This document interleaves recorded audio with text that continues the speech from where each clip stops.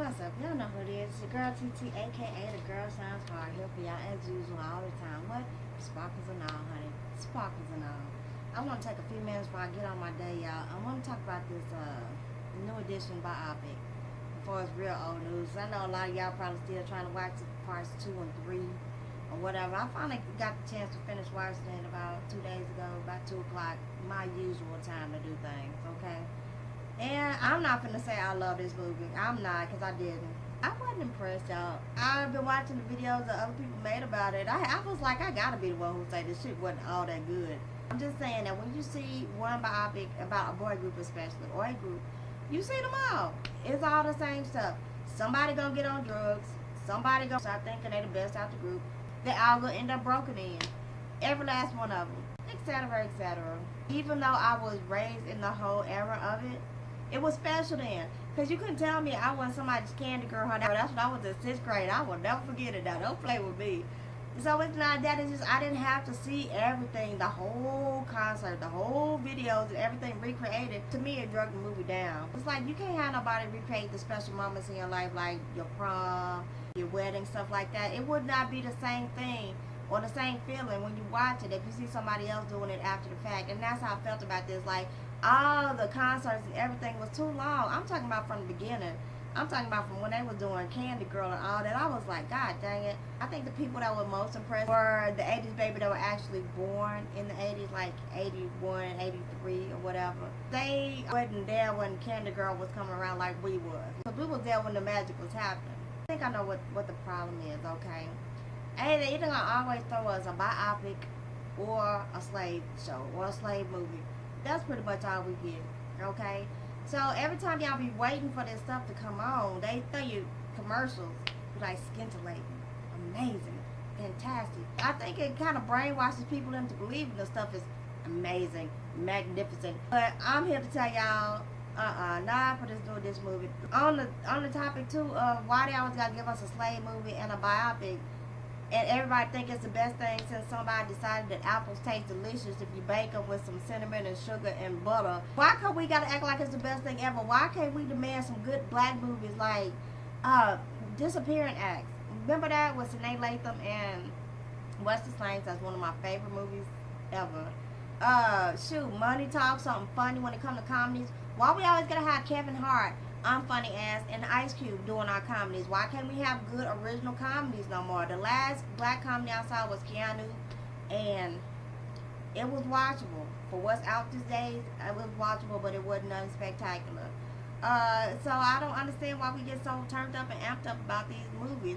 I think one of the main reasons is because we so used to the bullcrap that's not good, that's horrible, that when somebody give us something mediocre that's watchable, then it's fantastic. Because they done gave us this all this time, and then they get a little spike on it like this much. All the old music that the new edition incorporated did. The only thing that I can still listen to this day, I still will listen to Bobby Brown now. I still will watch the videos. I made sure that, you know, when I give my daughter her old school music education, I made sure that she had My Prerogative in there, Tenderoni in there.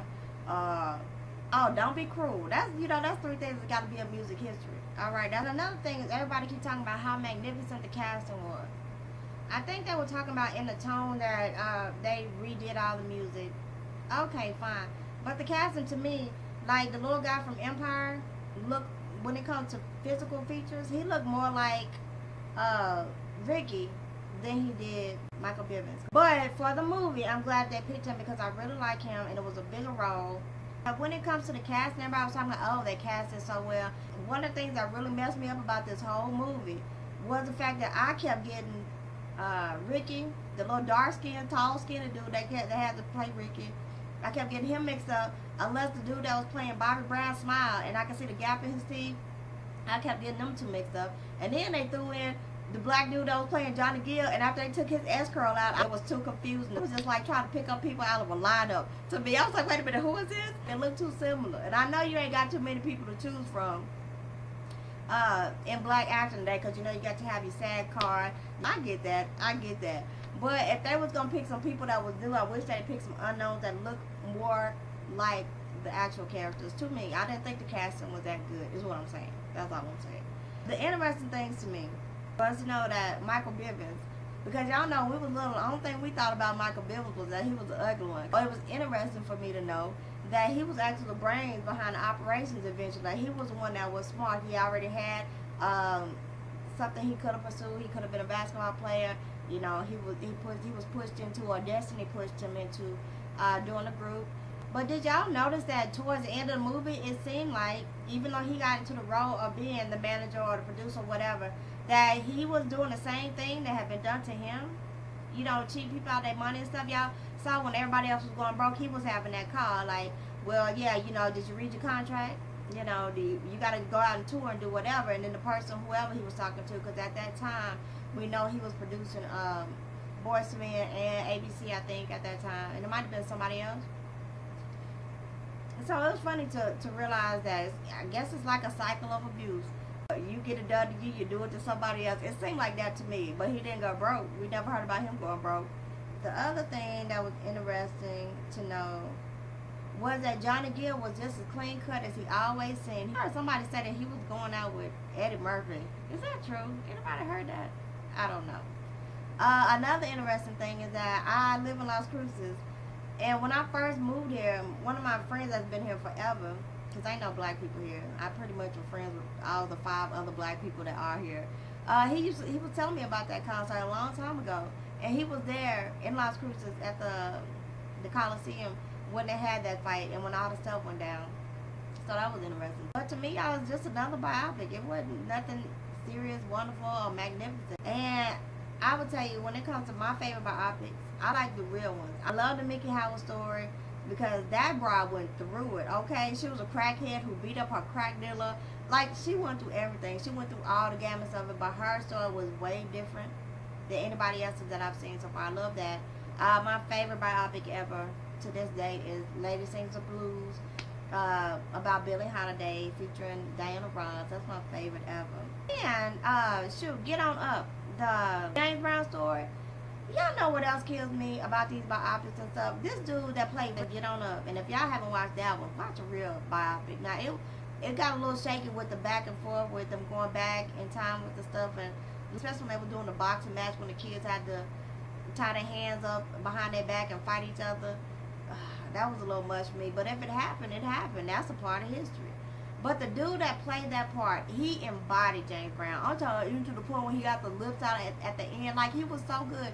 He also played in that movie, about the first baseball player, black baseball player. He also played him. And I'm wondering why this dude ain't famous, because he's done 2 of the best biopics we've seen in this decade. I don't even know his name. I'll Google it for y'all, put it down there, but I don't even know his name. But he's awesome. He's amazing. Like, whatever character you put, he embodies it. You could put him side by side with him doing James Brown, Please, Please, Please, Please, with the original footage. Same thing. He got everything, but he don't never seem to get no accolades. I don't know if he got any awards for either one of those movies, but he's awesome. But anyway, they want to do a good biopic. I don't want to see, effing Mary J. Blige. I don't want to see that.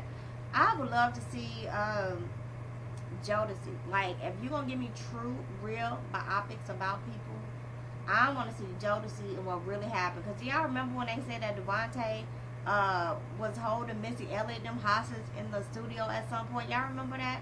And then I watched, when Casey and JoJo, I watched like 2 episodes of their Getting Clean reality series. And we never knew that they really couldn't be in the same place at the same time, and they were brothers. I want to know what happened with that. How did they grow up? How did that happen with them? I want to know about Floetry. Y'all remember Floetry? I'm afraid. Oh, that's that stuff right there. That is that whole stuff, baby. It ain't no game with that. Don't listen to Chris Brown. You're going to get pregnant off Chris Brown. That was just perfect together, is all I can say about that.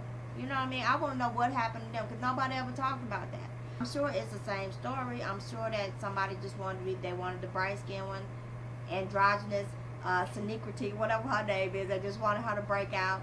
Y'all, fill me on this one. Outkast. What really happened with Outkast? What happened with Outkast that nobody's talking about, that all of a sudden they will be on the same CD but not together, not even featured on each other's songs? Nobody ever talked about that. I want to know the real story about that. And if you want to give me a real biopic movie, the truth, I want to have a real Tupac movie, not this little whatever movie they was trying to bring out that John Singleton couldn't even get behind. I don't want that fake manufactured crap now. I want to know, because I heard Tupac was married at one point.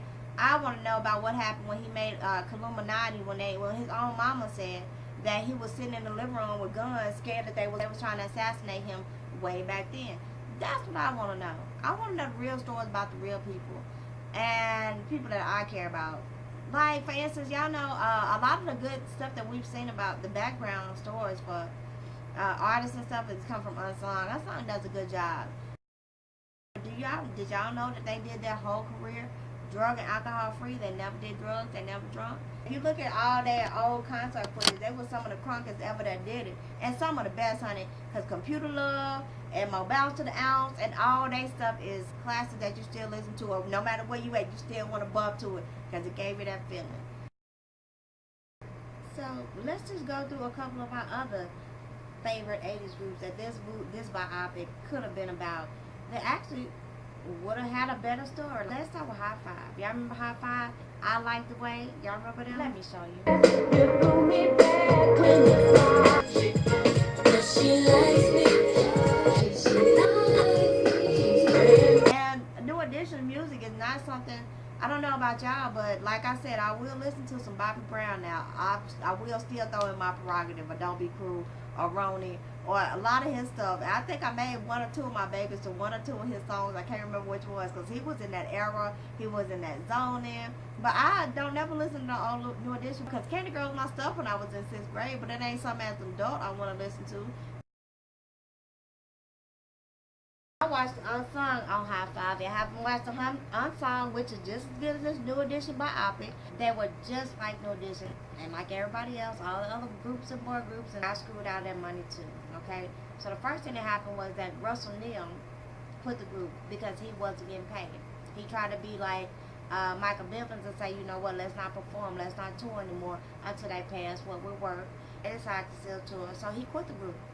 Nobody knows when he quit the group, but that happened. Okay, then right after that, one of the lead singers, which is one of the cute ones, all of them were cute though, Toriana Easley, accidentally killed someone. He had an accidental homicide. Okay, so he accidentally killed someone. So that was going on with 4 people at that point. Okay, then they came out with Quality Time. Let me refresh your mind on Quality Time. All right.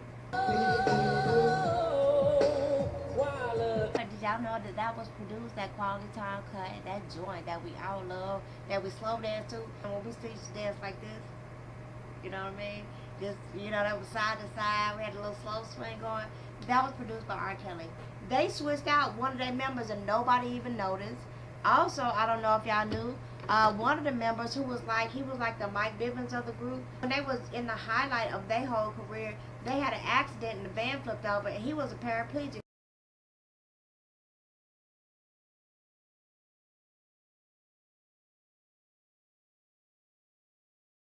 I'm saying, this is just an unsung joint. You understand me? Unsung, TV1, which is a lot better than this New Edition movie. That's all I'm saying.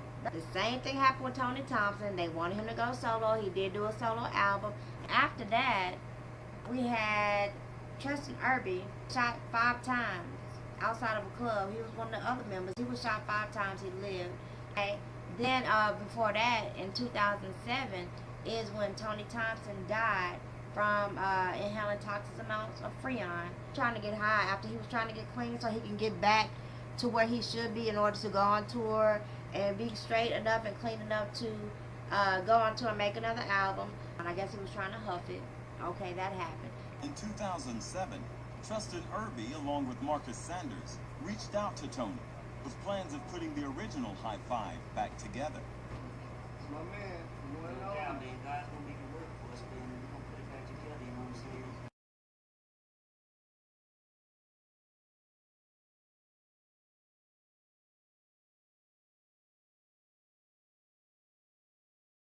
Unfortunately, they did get the opportunity to get back together. Like, I'm glad New Edition's story ended well and everybody's still alive and kicking, especially Bobby, to tell the story. But the unsung about High Five was way more interesting and in-depth than this biopic about them. And let's see, who else do we have?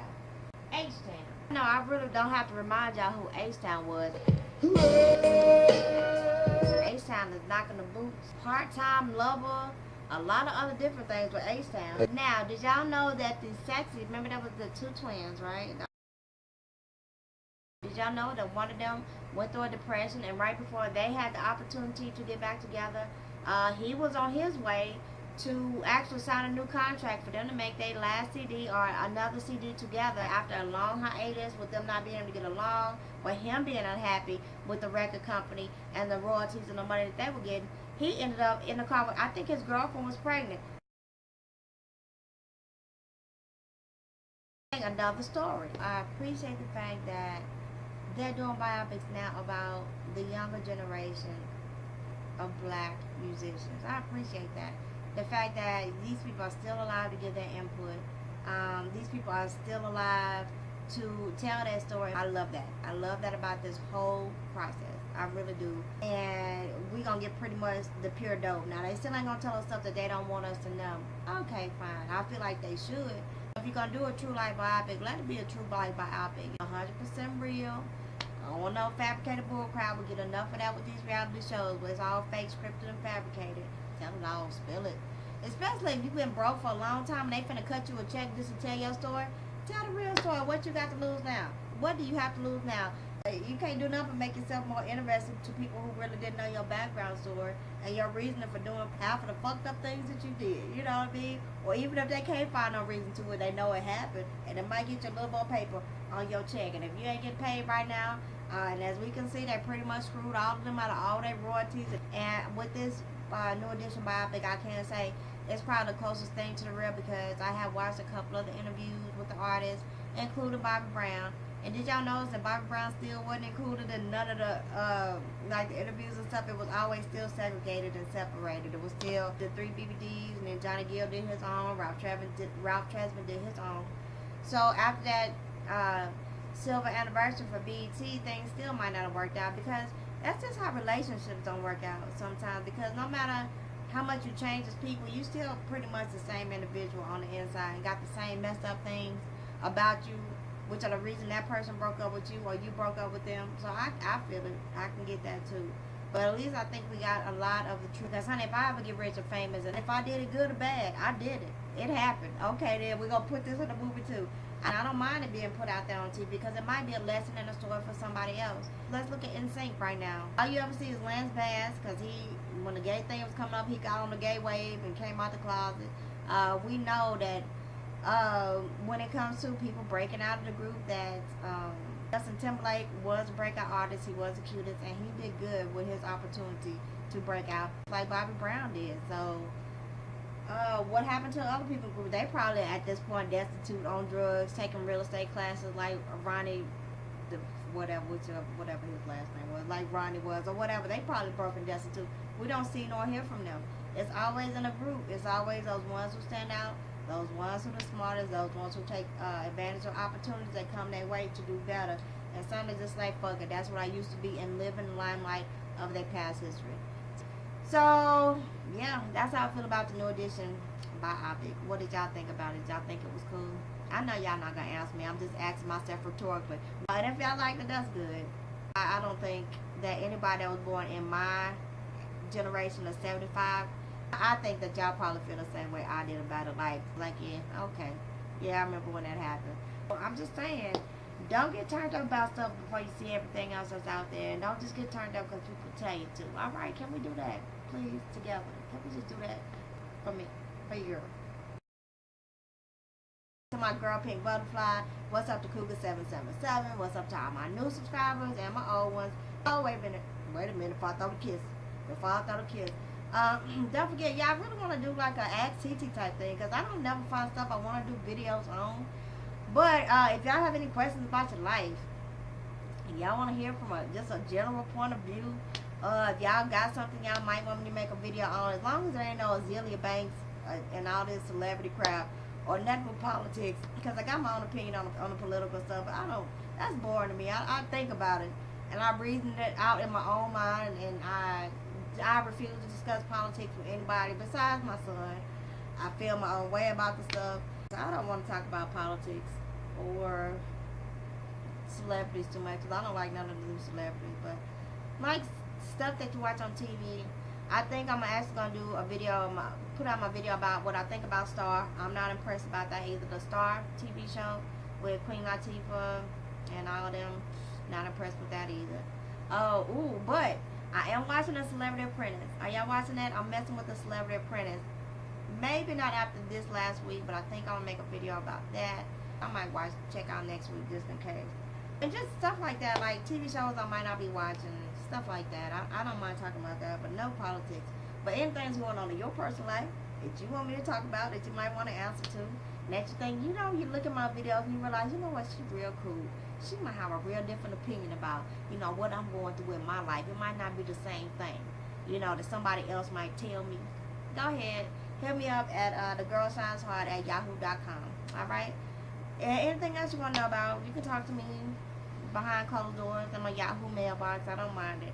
Anyway, now I'm really out this time. I love y'all. Kisses. Bye. What happened to Menudo? Anyway, we're not gonna talk about this. What they call? I don't know. I don't know. Don't look at me. Don't look at me.